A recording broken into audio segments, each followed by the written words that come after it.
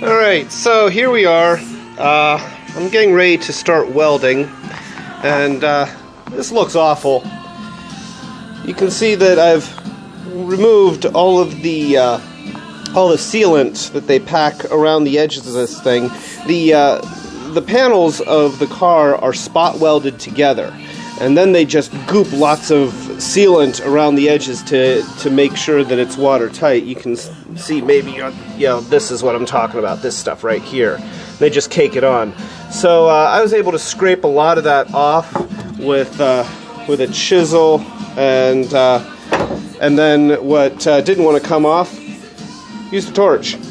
Torch is our friend. So it's pretty clean now. I'm going to get started welding. Here is my welding rig. It's this little flux wire welder that I got at Harbor Freight. I think they're usually less than $100 because you always have a coupon or something. Nobody that calls themselves a welder would ever be seen with one of these. But I don't really call myself a welder. So in a pinch, it puts metal together. It will not be pretty. It makes the ugliest welds anybody has ever seen, but it really does work. I clamp these boards into place in between the fill line of the gas tank and the area that I'm working. Safety first, right? So you can see here, that is an ugly weld. And this metal is very, very thin, so I'm having to go in very short bursts. You can see I have a little blow through right there. Little bastard. Yeah, you see that? But it's bonding metal together, and that's what we want. After hitting it with the wire brush, you can see that it cleans up a little bit, but that's kind of an embarrassing weld. But the nice thing is that now that I've got this welded together, it's easier to work the metal. And you can see I flattened it out here, and I hit it with the wire brush, and now I'm going to weld that together. So here, we'll take it.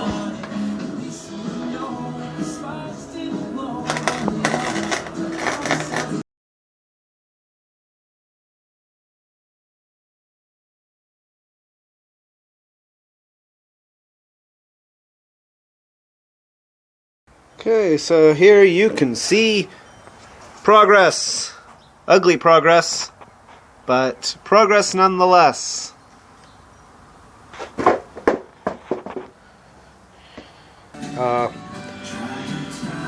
Everything's welded together. It's not pretty, and I did a lot of welding on the inside, which looks terrible, especially at the bottom. That was rough getting in there, but I can bang on it, and it doesn't come apart. So that's a big plus. And here is the back quarter of the car. I hit it with rust reformer and let that dry overnight. It seems like it takes a while for that to dry. It stays sticky for a long time. And then I covered it with with semi-gloss black Rust-Oleum paint. It's not about making it pretty. It's more about just trying to inhibit as much rust as I can. But that's it. So the next thing that I just did is I went around with sealant, since all the edges are sealed with this rubbery stuff, and I don't know exactly what it is, but this is what I bought. I don't know if it's going to work, but it's just a latex silicone caulk, and I bought black. Yeah, there it is, black. And I just have to ask the internet community, does that look black to you? I don't know. Maybe it dries black. We'll find out, and ultimately it really doesn't matter. Alright, the sealant is dried. It's a little bit more black than it was before. Mostly black. So the next step of this operation is to remove these bolts that broke off when I took off the remnants of the inner portion of the bumper. So I'm going to drill those and see if I can get some screw extractors in there, and if that doesn't work, I'm going to do something else.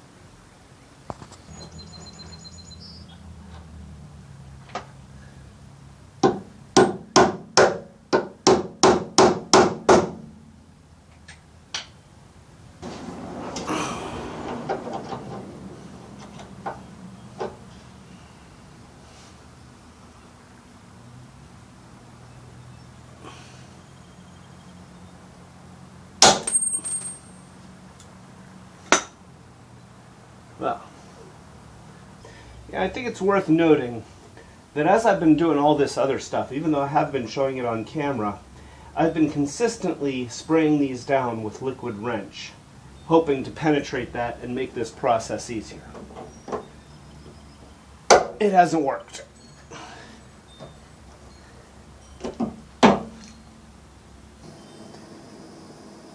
Trying to use the screw extractors has not worked. Broke one of them, and the end's still in there. And trying to drill these out has been painful. So I'm going to heat them both up as much as I can with this little torch, and try and drill them out completely, and then tap new holes. So there they are. I finally got the bolts out.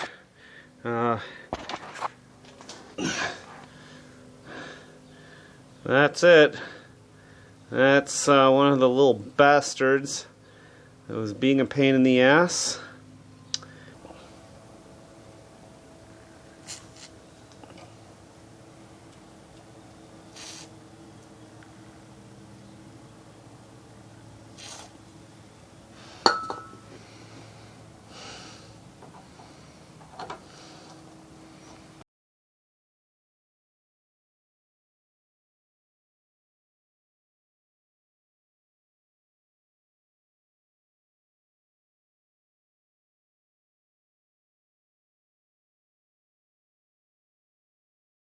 It's one. Alright, so just about ready to start soldering. You can see that I've stripped the ends of the wires. After the accident, a lot of the wires were torn apart, and there were some really nasty places, so I just cut those off so I'd have some nice clean places to put things back together. So, since I need two hands, I'm going to put down the phone. Wires that are soldered together with tape on them, and then I'm going to put this shrink tube around there. Then, yay, wiring's done. Alright, so got all the soldering done, I've got the shrink tubing done.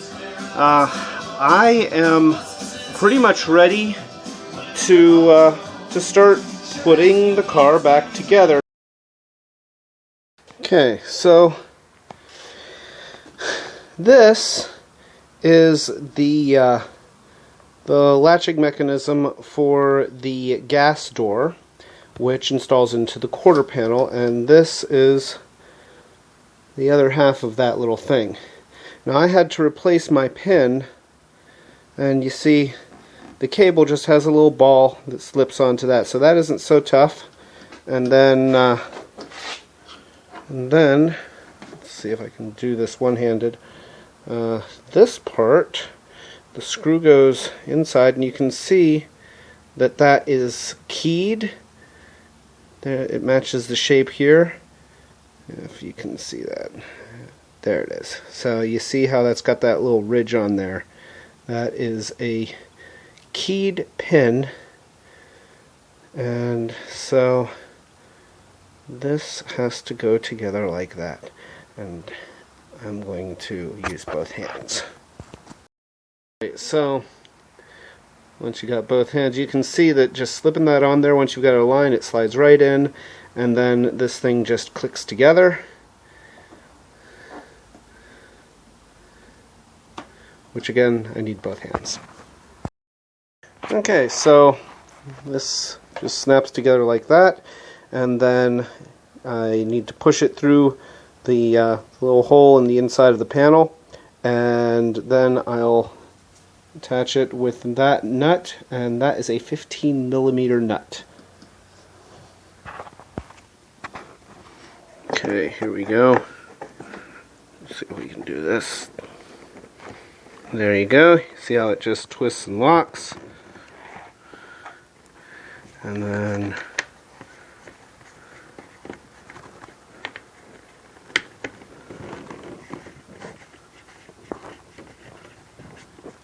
there you go. And I'll tighten that up, but that's installed. Now I can put on the body panel. Yay.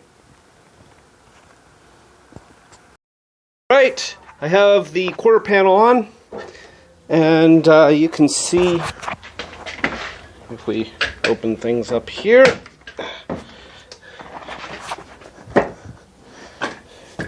pretty much undoing everything that I did before in reverse order. I've got these back on.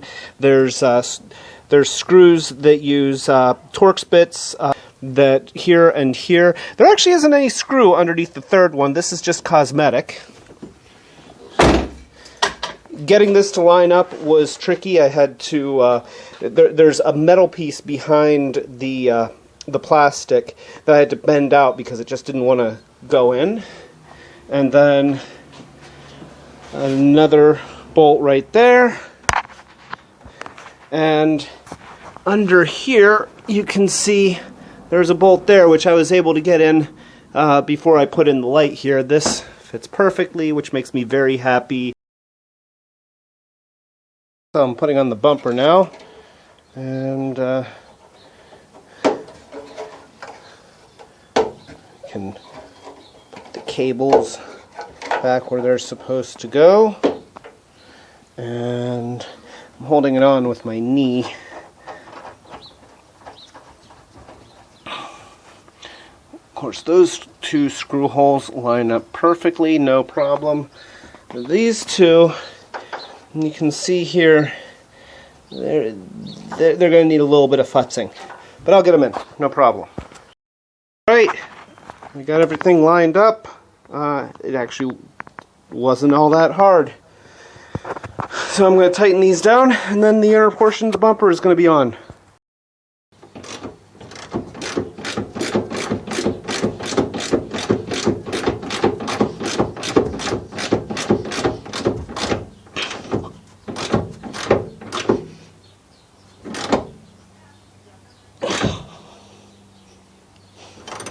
A 13mm socket.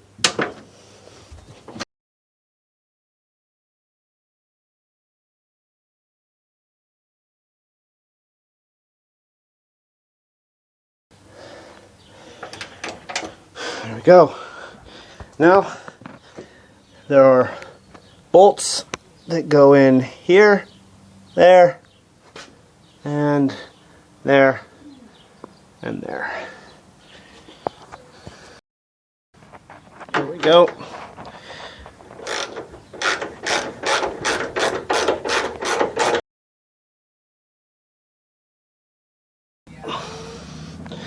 Now, since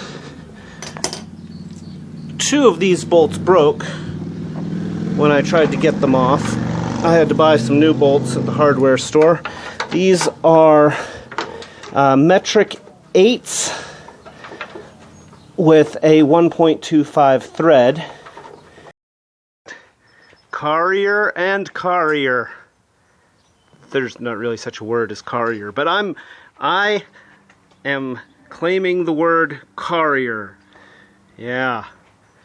Oh, this is awesome. Right, here it is. I just put the bumper on, and you can see everything's fitting. It totally looks like a car again.